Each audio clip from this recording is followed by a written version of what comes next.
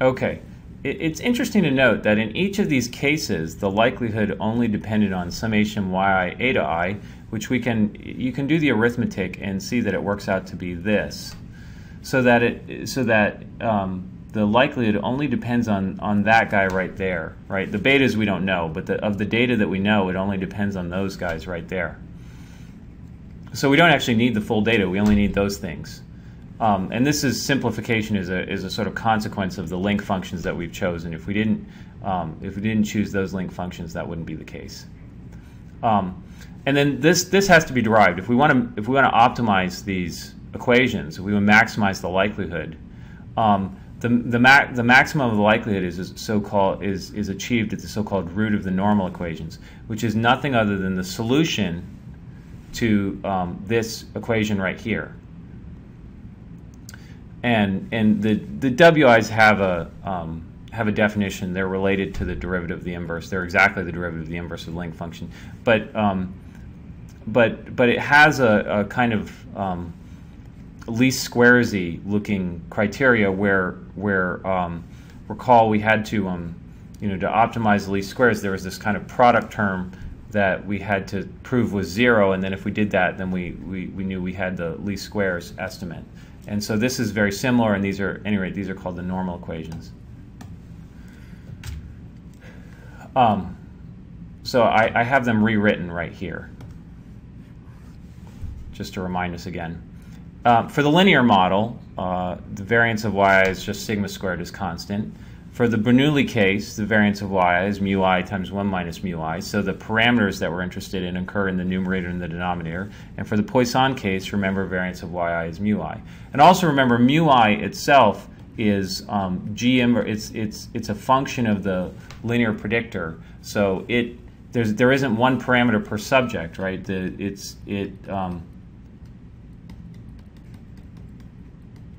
It involves the x's and the betas.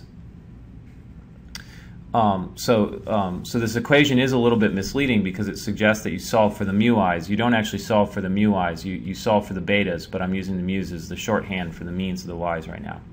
And this has to be solved numerically. You won't have to do this. The function GLM and R just does this for you. I just thought you'd be interested in understanding what the function GLM is doing. Now notice one thing that's maybe a problem for the Bernoulli case and for the Poisson case is there's a relationship. The mean of the y's in the Bernoulli case is mu I, and the variance of the y's is mu I times 1 minus mu I. But if your data, this is something that's kind of testable, right? You can look at that in your data and see, if you have a bunch of binomial random variables, you can check if you have enough repeated observations whether or not that appears to hold. The same thing with the Poisson. If you have a bunch of Poisson counts, you can check whether the mean of the Poisson counts is equal to the variance. And it's often the case that you need a little bit more flexible of a variance. So what people will do is they'll take these normal equations, and instead of solving them, they'll throw this extra little parameter in there, phi. Right there and right there, and it just allows it. So it's sort of thinking of the variance as being having an extra parameter. Now this parameter doesn't depend on I, so it's just one extra parameter, not an extra parameter per subject. And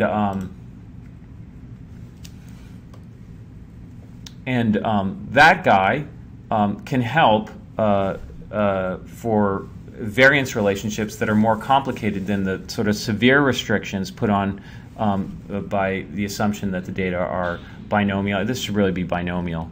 You don't have much to check this in the Bernoulli case, in the binomial case. In the binomial case, you do. In the Poisson case, you can check it usually if you have repeat Poisson observations. So if there's evidence that there is so-called that this variance relationship doesn't hold up, then you can do these things, but they don't actually any more longer. They don't actually correspond to the normal equations of specific likelihood. So to give them a name, they call them quasi-likelihood, right? So these are the normal equations for quasi-likelihood. So in R, if you say family equals quasi-Poisson, or family equals quasi-binomial, the whole point is to relax this very strict assumptions relating the means and the variances in those two models, and it simply fits the standard normal equations, but throws an extra parameter down there in the denominator. And as you can imagine, because academics like to do these sorts of things, they've proved everything about the quasi-likelihood equations, and they have, they inherit most of the same properties that GLMs do. They just don't happen to correspond to a specific model. These normal equations have to be solved iteratively. You can't write out a solution except in special cases like when the link function is an identity, and you have the linear model.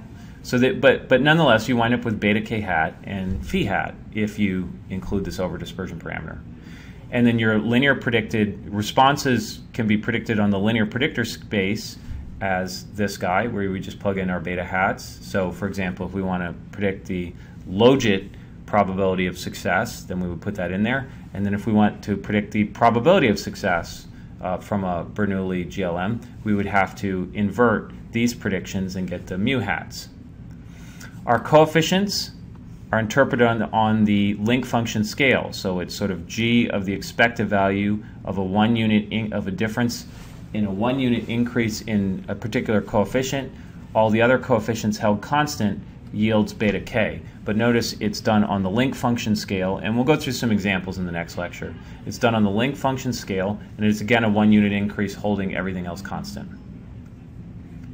For the iterative solving, it's variations of Newton-Raphson.